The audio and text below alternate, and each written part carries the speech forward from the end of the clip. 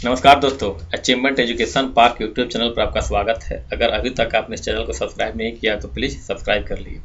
दोस्तों, इस वीडियो में हम देखेंगे भारत के महत्वपूर्ण पर्वत शिखर एवं पर्वतों से संबंधित नदी घाटियों को, और इसके साथ साथ हम ये भी देखेंगे कि यूनियन पब्लिक सर्विस कमीशन और स्टेट सीसीएस में किस प्रकार के क्वेश्चन आए हुए हैं और आते हैं। तो आइए देर न करते हुए इस वीडियो की हम शुरुआत करते हैं। ये दोस्तों भारत का मानचित्र है और इस मानचित्र पर जो रेड कलर के सिंबल दिखाए गए हैं वो भारत के महत्वपूर्ण पर्वत शिखर। अगर इतने पर्वत शिखर को हम देख लेते हैं तो हम शिखर संबंधित जितने भी क्वेश्चन आते हैं एसएससीसीएस और यूपीएससी में हम सॉल्व करने की स्थिति में रहेंगे। तो आइए देर न करते हुए हम शुरुआत करते हैं। तो देखिए दोस्तों, ये जो है इसको हम लोग बोलते हैं माउंट केटू। माउंट केटू इसको हम लोग बोलते हैं गॉडविन ऑस्टिन। गॉडविन ऑस्टिन भी इसको कहा जाता है, गॉडविन ऑस्टिन। ये जो है काराकोरम, ये जो हमारा पर्वतीय भाग था उसी के ऊपर ये शिखर है, माउंट केटू शिखर। इसकी ऊंचाई जो है 8611 मीटर है, 8611 मीटर।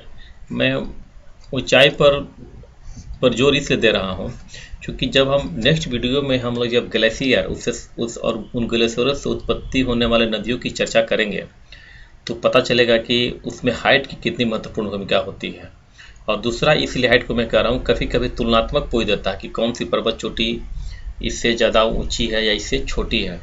तो एक हमारे पास मोटे तौर पर जानकारी रहती है तो तुलना करना और उस तुलना करके प्रश्न का आंसर निकलना आसान हो जाता है। इसीलिए हाइट भी होनी चाहिए जानकारी। अब ये देखिए, ये जो है हमारा, इसको हम लोग बोलते हैं नंगा पर्वत। नंगा पर्वत ये जो है हमारा महान हिमालय जो ऐसे हो जाता है उस पर है ये, और इसकी ऊंचाई जो है नंगा पर्वत की 8126 मीटर है, 8126 मीटर। ये जो है इसको हम लोग बोलते हैं कामेट शिखर। ये उत्तराखंड में है, कामेट शिखर। यहाँ इसको बोलते हैं नंदा देवी। नंदा देवी इसकी ऊंचाई जो है नंदा देवी की वह है 7816 मीटर। ठीक है। इसके बाद ये जो है ये है सोमेश्वर की पहाड़ी, सोमेश्वर शिखर, पहाड़ी नहीं, सोमेश्वर शिखर बिहार में है, सोमेश्वर शिखर। इसके बाद ये जो है ये भारत में तो भाग नहीं है लेकिन महत्वपूर्ण है क्योंकि हिमालय की सबसे ऊंची चोटी है, नेपाल में अवस्थित है। इसको हम लोग बोलते हैं माउंट एवरेस्ट। माउंट एवरेस्ट इसकी ऊंचाई जो है 8848 मीटर है।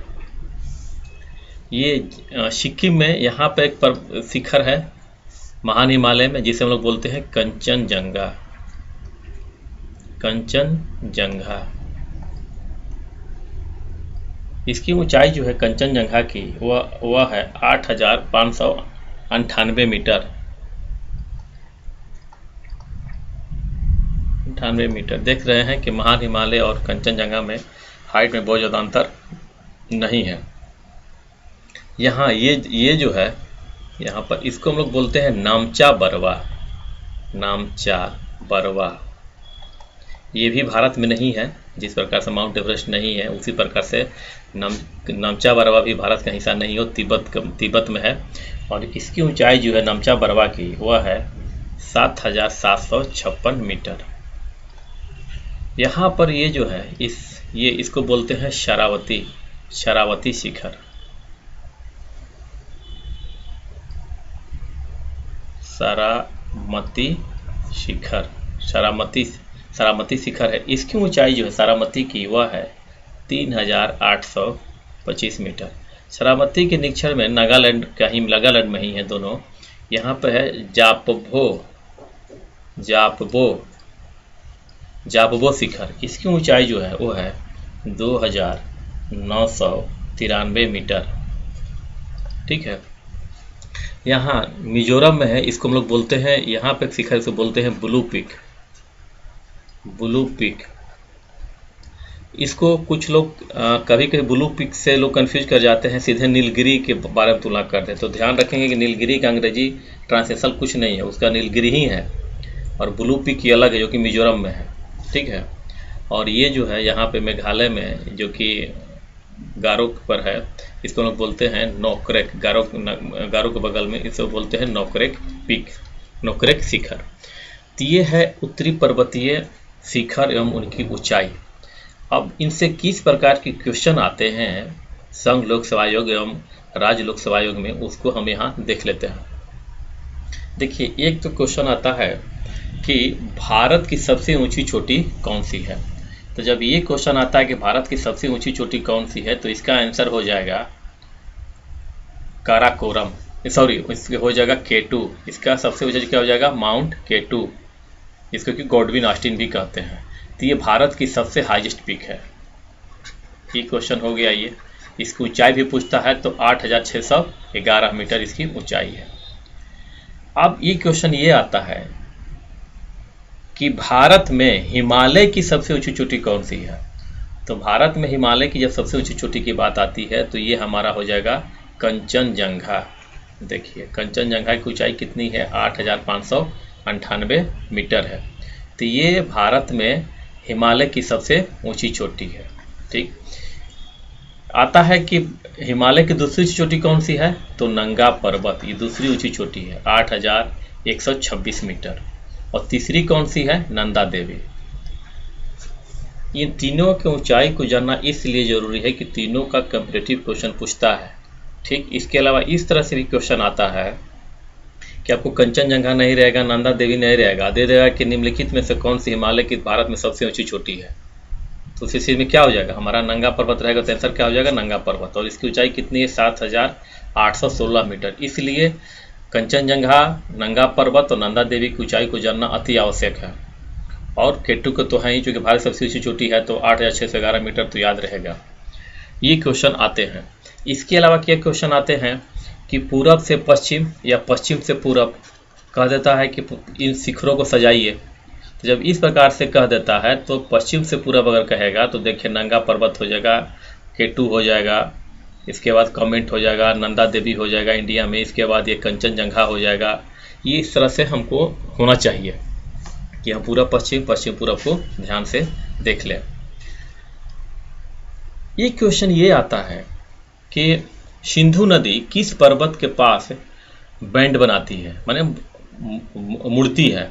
तो कौन सा जगह हो जाएगा, नंगा पर्वत। चूँकि ये हमारी सिंधु नदी ऐसे प्रवाहित होती है, सिंधु नदी से प्रवाहित होते हुए जाती है और ये नंगा पर्वत के पास ही मुड़ती है। चूँकि यहीं पे बुंजी गॉर्ज है, यहीं पे बुंजी गॉर्ज है और बुंजी गॉर्ज होते हुए क्या हम पाकिस्तान में प्रवेश कर जाती है। तो ये क्वेश्चन ये भी आता है कि सिंधु नदी कहाँ से, किस पर्वत शिखर के पास से गॉर्ज बनाते हुए भारत में पाकिस्तान में प्रवेश करती है। तो नंगा पर्वत के पास बुंजी गॉर्ज बनाते हुए पाकिस्तान में प्रवेश करती है।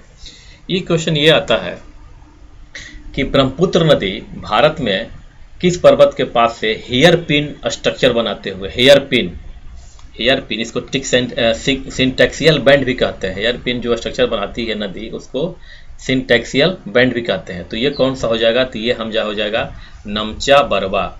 नमचा बरवा जो है, यहाँ पे नमचा बरवा है, यहाँ से जब ये ब्रह्मपुत्र नदी बहती है तो ये पर आती है और यहीं पे नमचा बरवा के पास से क्या होती है, प्रवेश होते हुए भारत में प्रवेश कर जाती है ब्रह्मपुत्र नदी।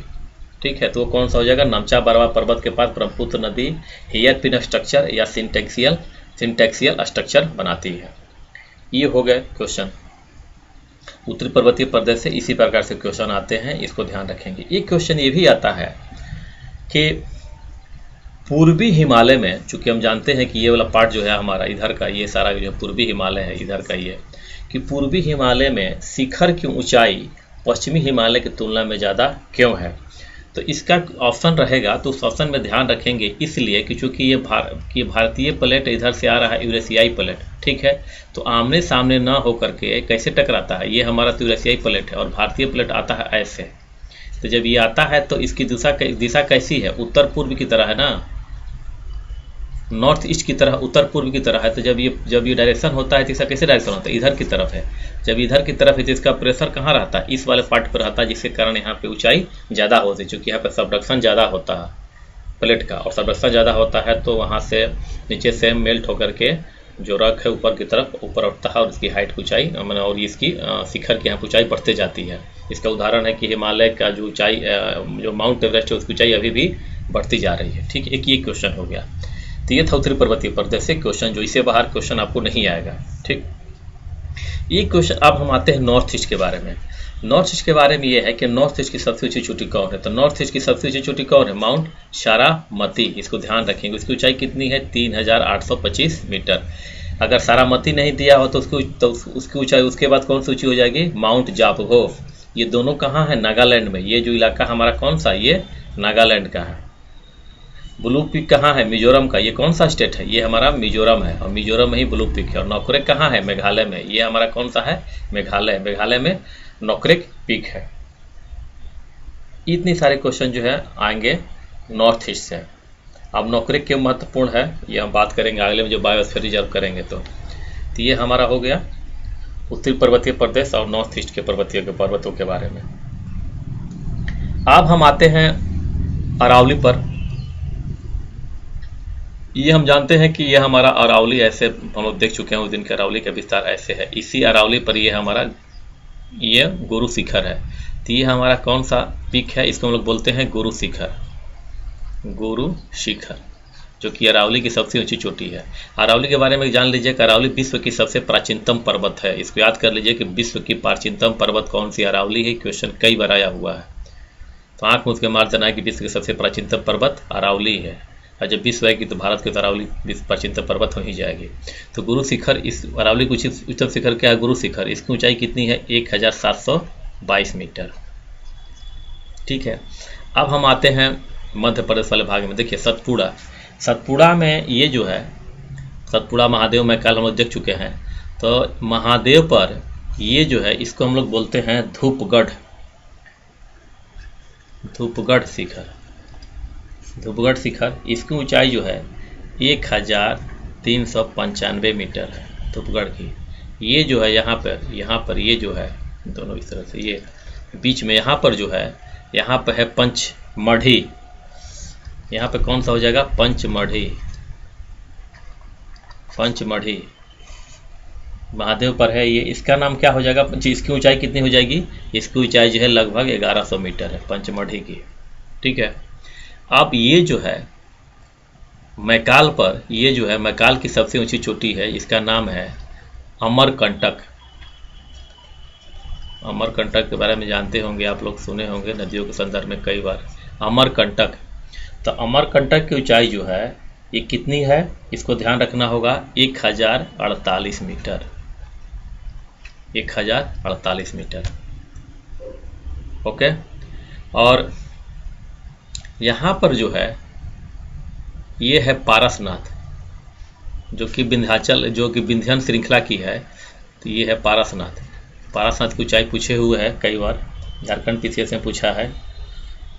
तो ये जो है ये कौन सा? ये था पारसनाथ।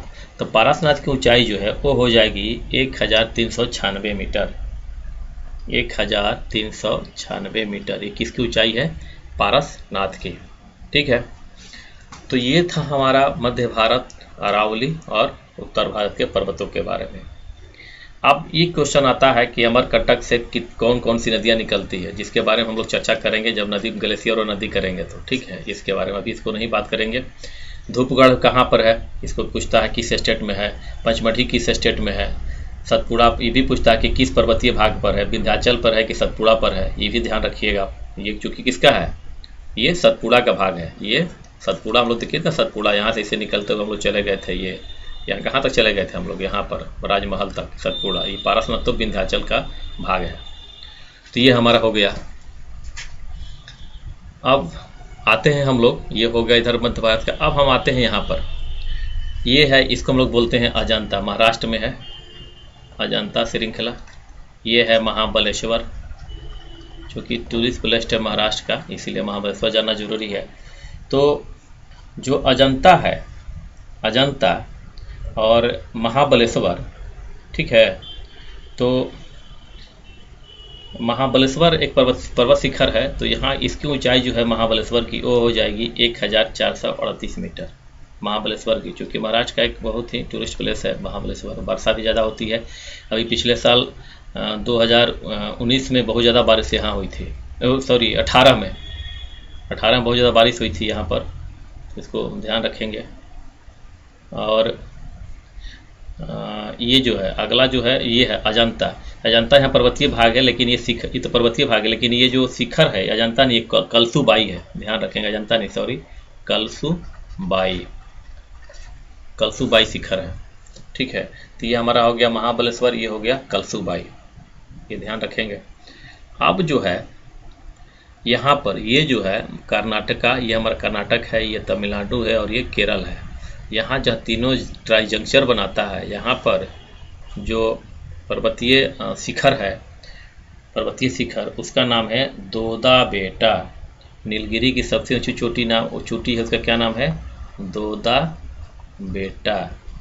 नीलगिरी की सबसे ऊंची चोटी है, जहाँ पर कि केरल, तमिलनाडु एवं कर्नाटक तीनों आकर के मिलते हैं। इसकी ऊंचाई जो है 2637 मीटर है, 2637 मीटर। और ये जो है अन्नामलाई पर इसके नीचे में तो यहाँ पर कार्डमम है, लेकिन ये अन्नामलाई है। अन्नामलाई के ऊपर में की जो सबसे ऊंची शिखर है अन्नामलाई की, उसका नाम है अनाईमुडी।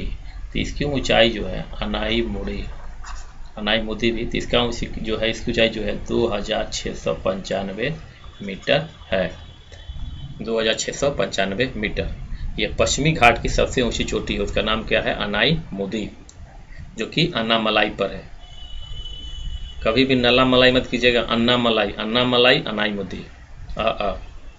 तो ये हमारा था पर्वतीय भाग एवं उसके पर्वतीय शिखर एवं उससे संबंधित फैक्ट पर्वतीय शिखर के। ठीक है, इससे ज़्यादा आपको क्वेश्चन नहीं आएंगे, आप इसको ध्यान से इसको कर लीजिएगा, ध्यान में ला लीजिएगा। अब जो है पर्वतीय शिखर करने के बाद अब हम लोग आते हैं नेक्स्ट टॉपिक पे, जो है कि पर्वतीय घाटियाँ।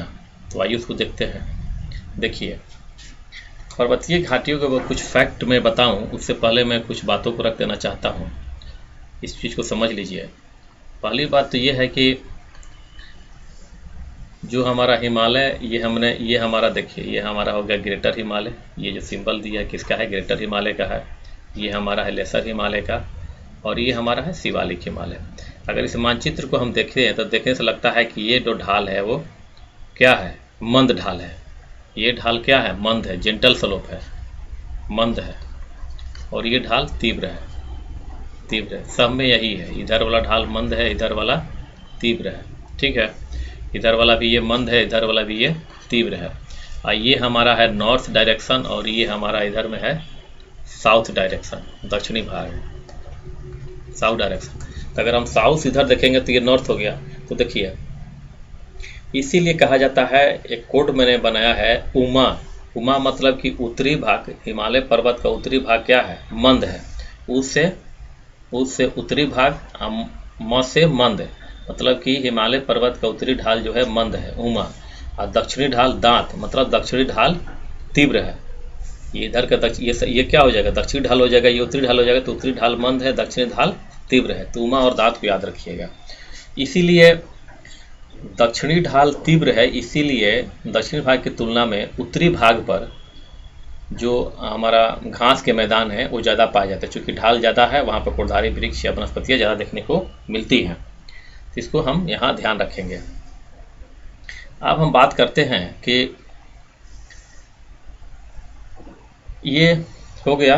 अब एक चीज़ थोड़ा जान लेते हैं कि ये हमारा महान हिमालय हो गया, ये हमारा महान हिमालय है।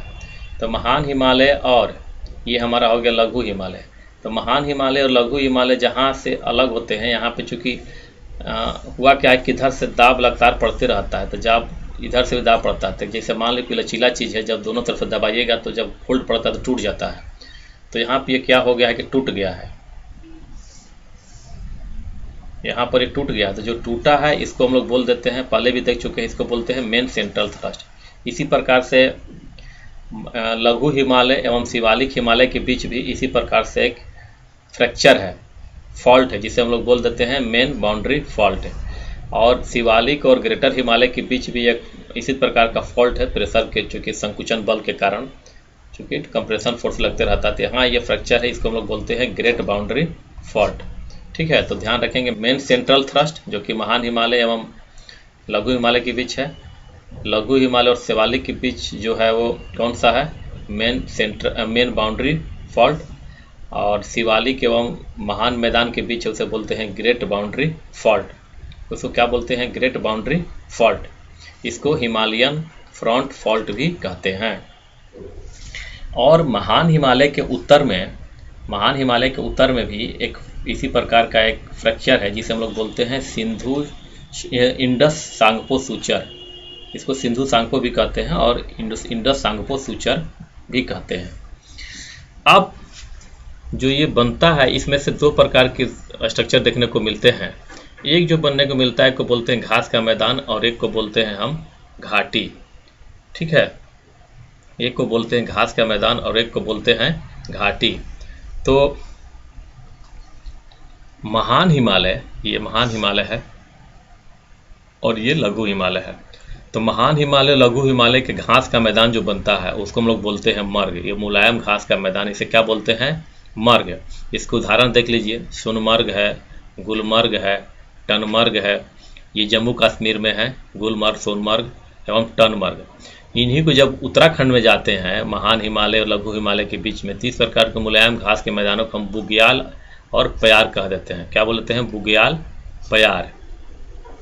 ठीक है, बुग्याल या प्यार कहते हैं, दोनों नाम से पुकारा जाता है। ये था घास का मैदान जो कि महान हिमालय लघु हिमालय के बीच में है। अब आते हैं कि महान हिमालय लघु हिमालय के बीच में जो घाटियां हैं, ये बहुत महत्वपूर्ण है, क्वेश्चन इस आया हुआ है।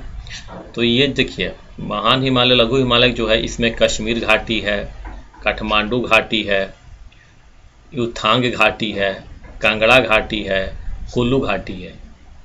अब इसमें से कश्मीर घाटी कश्मीर में है, काठमांडू घाटी नेपाल में है और युथांग घाटी जो है कहाँ है? ये सिक्किम में है। युथांग घाटी सिक्किम में है। जो हमारा गंगटोक है, वो इसी युथांग घाटी में ही अवस्थित है। इसके बाद कांगड़ा और कुल्लू तो हैं ही घाटियाँ। ठीक है, अब हम आते हैं लेसर हिमालय, मतलब लघु या मध्य हिमालय एवं शिवालिक हिमालय के बीच में कौन कौन सी घाटियाँ हैं। तो इसमें जो घाटियाँ हैं उसमें है उधमपुर, कोटली, हरिद्वार, देहरादून, नेलांग, कोटारी, कियांदा, सांगली। इसको ध्यान में रखना होगा कि ये कौन कौन सी घाटियाँ हैं। अब चूंकि एक क्वेश्चन आता है यहाँ पर भी कि दून क्या है, द्वार क्या है। तो ध्यान रखें कि जो पश्चिम है उसको दून कहते हैं और पूर्व में होता है द्वार। जैसे कि हरिद्वार पूर्वी भाग में है और पश्चिम भाग में जो है उसको देहरादून, जैसे कि देहरादून उसको दून कहते हैं। लेकिन दोनों का एक ही टोपोग्राफी है, लेकिन नाम स्थानीय स्तर पर अलग अलग है। तो दून का ही उदाहरण है उधमपुर में, जम्मू कश्मीर के जो उधमपुर है वो दून का ही उदाहरण, चूँकि वो लघु और शिवालिक के बीच में है, ये जम्मू कश्मीर में है, इसको ध्यान रखना होगा। अब हिमाचल प्रदेश में जो है उसमें कौन कौन सा है? हिमाचल प्रदेश देखिए, कोटा हिमाचल प्रदेश में है, पताली ही हिमाचल प्रदेश में है, चुंबी कहाँ है? हिमाचल प्रदेश में है, कियांदा कहाँ है? ये भी हिमाचल प्रदेश में है, कोटरी कहाँ पे है? ये भी हिमाचल प्रदेश में है, सांगली घाटी भी कहाँ है? हिमाचल प्रदेश में है। ठीक है, और नेलांग और कोटली, ये जो है नेलांग और कोटली ये दोनों कहाँ है? ये हमारा है उत्तराखंड में। और हरिद्वार भी कहाँ है? उत्तराखंड में है। ठीक है, और देहरादून भी कहाँ है? उत्तराखंड में है। ये चारों कहाँ है? उत्तराखंड में है। अब बाकी नीचे जो है हिमाचल प्रदेश में है।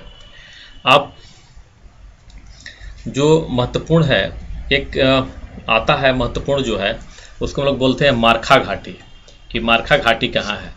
तो मारखा घाटी जो है देखिए, मैंने ग्रेटर हिमालय यहाँ पे है, ग्रेटर हिमालय के उत्तर में मैंने बनाया, चूँकि नॉर्थ डायरेक्शन यहाँ शो किया है मैंने ना, तो उत्तर में है। तो ग्रेटर हिमालय के उत्तर में है मारखा घाटी और लद्दाख में है, मतलब कि ये ट्रांस हिमालयन घाटी है। मारखा घाटी क्या है? ट्रांस हिमालयन घाटी है, ध्यान रखेंगे, लद्दाख में है। अब एक और घाटी जो काफ़ी चर्चा में रहती है जिसे बोलते हैं जुक्कू घाटी। जुक्कू घाटी जो है ये नागालैंड में है। कहाँ पर है जुक्कू घाटी? ये है नागालैंड में है, और नागालैंड में है ये। तो इस घाटी के चारों तरफ एक पर्वत है जिसे हम लोग बोलते हैं जाफू पर्वत।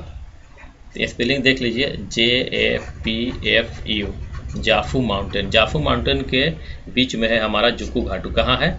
नागालैंड में। ठीक है, तो ये था हमारे घाटिया और उससे संबंधित जो मैदान या घास के मैदान थे।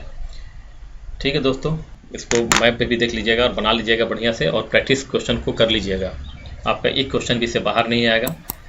और थैंक यू दोस्तों, वीडियो को लाइक कीजिए, सब्सक्राइब कीजिए। सब्सक्राइब करने के बाद दोस्तों बेल आइकन को दबा जरूर दीजिएगा, क्योंकि कल आने वाला वीडियो जो कि हम ग्लेशियर और रिवर को लेकर आएंगे, दोनों को रिलेट करके वो आपको प्राप्त जरूर हो जाए।